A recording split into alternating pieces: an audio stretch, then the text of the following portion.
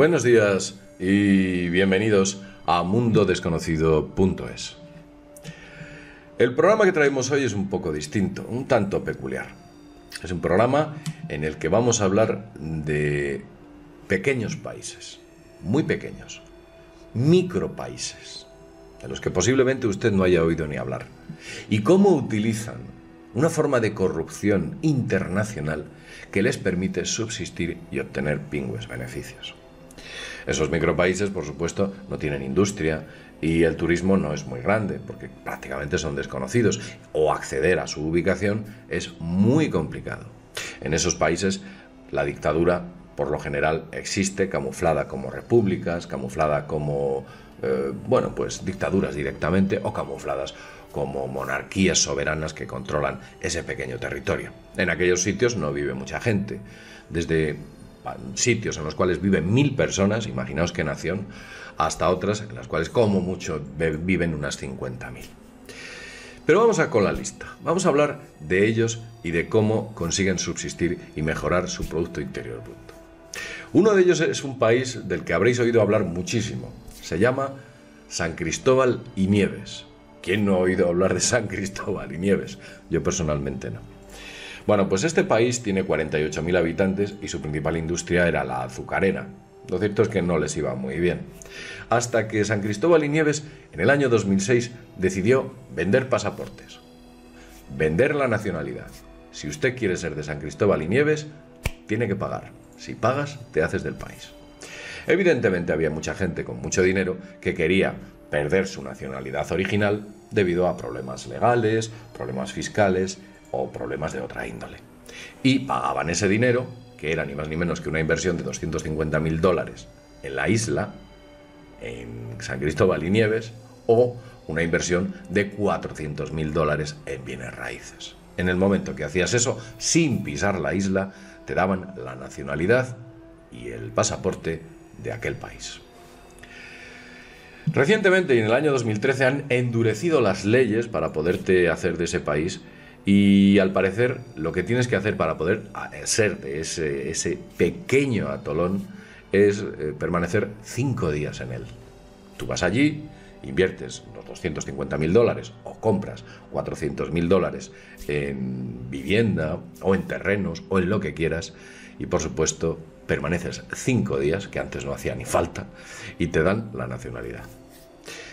Otros países parece ser que han tomado el ejemplo y también les está funcionando. De hecho, algunos de ellos obtienen hasta $2.000 millones solamente por la venta de pasaportes. Imaginaos lo que supone este pingüe negocio.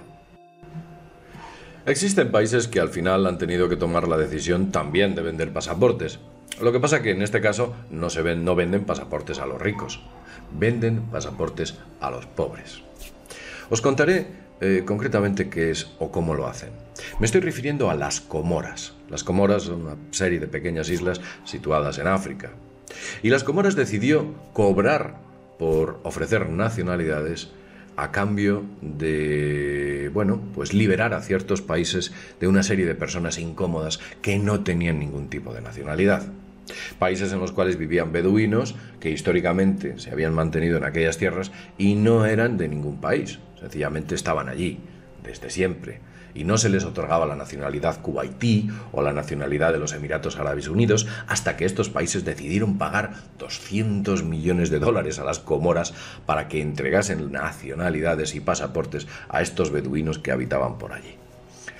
Evidentemente los beduinos necesitaban carnets para poder conducir sus coches, necesitaban documentación para poder comprar esos coches, para poder adquirir bienes, con lo cual las Comoras, que es un país muy pobre, que se vive con $1,25 al día, al ver esa montaña de dinero, decidió aceptar entregar pasaportes a diestro y siniestro, ni más ni menos que deben entregar unos 4.000 pasaportes a 4.000 familias, que aproximadamente son 8 miembros por familia. Esa montaña de dinero permitió a las Comoras obtener alguna serie de ingresos y, por supuesto, a los beduinos tener esa nacionalidad que necesitaban para poder regularizar su situación y adquirir algún tipo de bienes o, por supuesto, permanecerse en países como Kuwait. Imaginaos que hay un montón de beduinos con la nacionalidad de las Islas Comoras, que es así como hacen dinero. Vamos a hablar ahora de una peculiar isla del Pacífico. Se llama Niue. ¿Quién no ha oído hablar de Niue? Yo no, personalmente no he oído hablar de Niue. Niue es una minúscula isla del Pacífico que tiene una población de 1.190 habitantes. Imaginaos qué país. Pues este país evidentemente se enfrentó a una dura crisis porque sus capacidades para obtener ingresos eran muy pequeñitas, prácticamente inexistentes, en un sitio en mitad de la nada y bueno, pues casi no pueden venderse ni con el turismo, porque acceder a esos lugares es muy difícil. Bien, ¿qué decidieron los de la isla de Niue? Pues decidieron ampliar su red telefónica, internacionalmente hablando. ¿Y por qué? ¿Por qué creció su red telefónica? Pues sencillamente para crear líneas telefónicas de pago, muchas de ellas eróticas.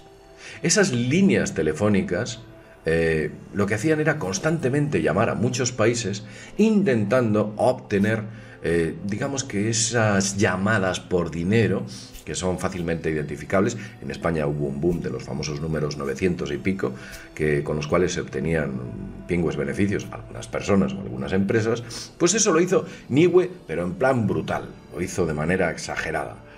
Y tan fuerte fue la actitud de Niue con respecto a esas líneas de pago que incluso consiguieron de una manera peculiar obtener una combinación numérica para llamar a la isla de Niue, tan curiosa que algunas personas hasta se equivocaban, y cuando se equivocaban estaban llamando a la isla de Niue.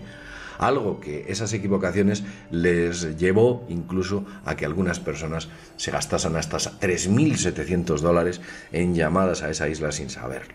Y es así como conseguían ingresos, o como consiguen ingresos, la isla de Niue. De hecho, prácticamente se puede decir que el Producto Interior Bruto viene a través de las llamadas eróticas, de las llamadas de líneas eróticas. Vámonos a otro sitio. Vámonos a un sitio muy peculiar. Se llama Tuvalu. Tuvalu también. Son unas minúsculas islas situadas en el Pacífico. Tuvalu son un poquito más famosas. ¿Pero por qué son famosas las islas de Tuvalu? Tuvalu tiene una población aproximadamente de unos 11.000 habitantes. Era una zona muy pobre, muy aislada, un país en el cual prácticamente no existen recursos y como poco el país se está hundiendo. Algunos dicen que es por el cambio climático, yo sinceramente creo que se mueve o se está hundiendo debido a que está situado en alguna forma de falla o en alguna zona en la cual la estabilidad de las capas geológicas no son buenas y el país se está hundiendo, pero un montón, no penséis que el país va a desaparecer dentro de no mucho. Lo cierto es que en un momento concreto de la historia, cuando aparece Internet y pasado unos años, en el año creo que fue 1999, Internet entregó a Tuvalu el sufijo TV, .tv. Eso fue una auténtica fortuna para la isla de Tuvalu, ya que directamente consiguieron millones y millones y millones, literalmente hablando de ingresos, por parte de todas aquellas personas que querían registrar ese .tv, que recuerda a la televisión, a los medios de comunicación. Sencillamente hace referencia a la isla de Tuvalu. De hecho, duplicaron el Producto Interior Bruto en un año, o sea, os podéis imaginar. Pero eso sí, en los sitios de Internet advierten que cuando usted compra un dominio de Tuvalu, Tuvalu se está hundiendo y que posiblemente en unos pocos años desaparezca el país.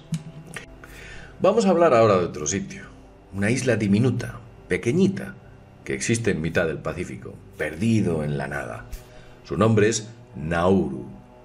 Nauru fue famoso en los años 70 y 80.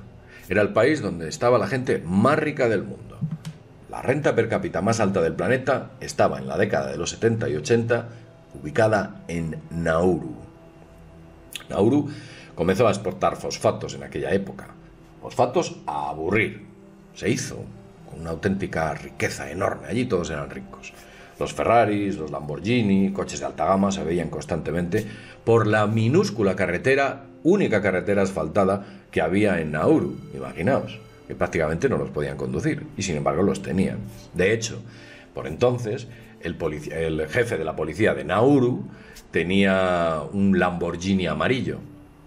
El hombre tenía un problema porque estaba tan fuerte, tan gordo, que no podía meterse dentro del Lamborghini. Pero bueno, el hombre también tenía la ilusión de tener un Lamborghini, aunque nunca se pudo montar en él.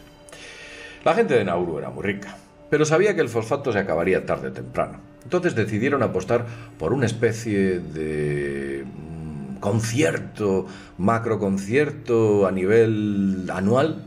Todos los años repetirían ese macroconcierto, con el cual miles y miles de personas irían a la isla de Nauru y dejarían allí sus ingresos. Aquello no les funcionó. Y los ingresos de Nauru provenientes del fosfato se acabaron porque el fosfato se les terminó también. Y la gente de Nauru empezó a volverse pobre y pobre y pobre y cada vez más pobre. De hecho, en estos momentos, gran parte del dinero que tiene la isla de Nauru llega a través de un centro de detención para aquellos que no pueden solicitar o entrar en Australia. Imaginaos a qué punto han llegado los habitantes de Nauru. Vamos a hablar de la isla de Ascensión. Esta está situada en el Océano Atlántico. La isla de Ascensión obtuvo su independencia, más o menos, en el año 1920. Para celebrarlo, pues lo que hizo fue crear sellos. Hizo unos sellos en los cuales en la parte superior ponía Ascensión, simplemente. Lo cierto es que esos sellos fueron tan populares que fueron miles y miles y miles de personas las que querían los sellos de la isla de Ascensión. De hecho, en esa isla, en la actualidad, vive a costa de la exportación de sellos. Hacen sellos constantemente, los exportan y sobreviven gracias a eso. Una cosa curiosa, la isla de Ascensión. Bueno, y en toda aquella zona, porque creo que el resto de islillas que hay por la zona se dedican a hacer lo mismo. Santa Elena, Tristán, todas estas islas, al parecer hacen lo mismo. Viven a base de exportar sellos. Pero es que agárrense, lo curioso es que esos países, o esas pequeñas naciones o repúblicas, ni siquiera tienen servicio postal propio. No hay carteros allí, propiamente dicho. No existe, no tienen un servicio nacional postal. Lo único que hacen es crear sellos y enviarlos alrededor del mundo para los coleccionistas. Curioso, ¿no? Pues sí, esa gente sobrevive así, haciendo sellos. Pero vamos a hablar de otro pequeño reino de taifas, situado también en mitad del Pacífico. Estamos hablando del reino de Tonga. Sí, porque Tonga es un reino, hay un rey en Tonga. El rey de Tonga se hizo con un montón de dinero, o las islas de Tonga se hicieron con un montón de dinero, cuando comenzaron a vender pasaportes también, a diestro y siniestro. Parece ser que es el deporte que más se lleva en todas las que son las microislas que hay en el Pacífico. Bueno, pues este señor empezó a vender un montón de pasaportes, empezó a entregar nacionalidad de la isla de Tonga a todos aquellos millonarios que descubrieron que China y el Reino Unido habían firmado un acuerdo para devolver Hong Kong a China. Aquella gente, por miedo a perder todo lo que tenía, decidió cambiarse de nacionalidad y hacerse de Tonga. Se hicieron con un montón de dinero. De hecho, el asesor económico del rey de Tonga, un tal Jesse Bogdanov, un tipo bastante peculiar, un poco absurdo, este señor le asesoraba al rey, que era su asesor financiero, le pidió a cambio ser el bufón de la corte. Y el rey, por supuesto, debido a los pingües beneficios que había obtenido, le hizo el bufón de la corte. ¿Y qué hicieron con todo ese dinero? Pues lo invirtieron en imanes. Sí, esto, aunque parezca raro, invirtieron todo ese dinero en imanes de curación. Imanes que te colocabas en alguna parte del cuerpo y presuntamente te curaban. Lo cierto es que las cosas no les debieron ir tan mal o tan bien, no lo sabemos. Pero básicamente lo que consiguieron fue también un montón de ingresos vendiendo pólizas y seguros de vida. Imaginaos que los ingresos de aquella nación venían de la venta de pasaportes, de la venta de seguros y de la venta de imanes para la curación. Y ahora vamos con otro país, un país muy lamentable. Es un país que se llama Eritrea, en el cual hay una de las dictaduras más brutales del planeta. El tamaño de Eritrea aproximadamente es como Cuba. Y esa dictadura tan dura y tan férrea hizo que muchísimas personas se marcharan de allí. La dictadura era sencillamente brutal. ¿Y qué es lo que hizo aquel dictador? Pues decidió cobrar un 2% de impuestos a todas aquellas personas que se marchasen. Como habéis oído, emigrar costaba dinero, pero de por vida. De tal modo que cuando tú, siendo ciudadano de Eritrea, decidías irte a otro país, vamos a poner por ejemplo el Reino Unido, el consulado de Eritrea en el Reino Unido te exigía el 2% de tus ingresos anuales. Una clara forma de extorsión, porque además había presiones. El gobierno de Eritrea y sus consulados constantemente hostigaba a aquellas personas que habían emigrado. El gobierno de Eritrea lo que hacía era acosar a los amigos y a los familiares que residían en Eritrea de aquellos que habían emigrado. En fin, utilizaban las peores tácticas. Algo ilegal, cobrar impuestos por emigrar. Bueno, ¿en qué cabeza cabe? Pues al parecer en Eritrea se está haciendo y les está entregando importantes ingresos para aquel país y de ese modo sostener esa dictadura. A peor, podemos decir que el gobierno eritreo incluso utiliza parte de ese dinero para utilizar a grupos extremistas que están haciendo acciones bastante lamentables dentro de la zona e incluso en Oriente Medio. Bien, ahí está. Nos damos cuenta de que en algunos países hacen sellos, en otros hacen llamadas telefónicas a líneas eróticas, en otros fabrican imanes para la curación, en otros deciden sencillamente vender pasaportes a ricos, a pobres, otros cobran impuestos ilícitamente. Son tácticas absolutamente extrañas y raras. Incluso algunos de ellos, como ya hemos dicho, viven a base de ese .com o .tv que se les entregó en su día.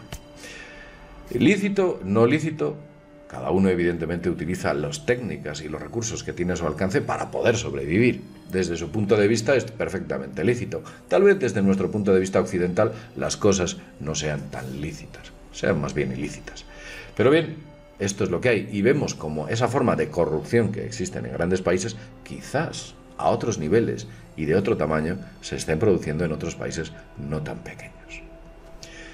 Lo dicho, como siempre os decimos, desde mundodesconocido.es, nos vemos en el próximo videoprograma. Hasta pronto.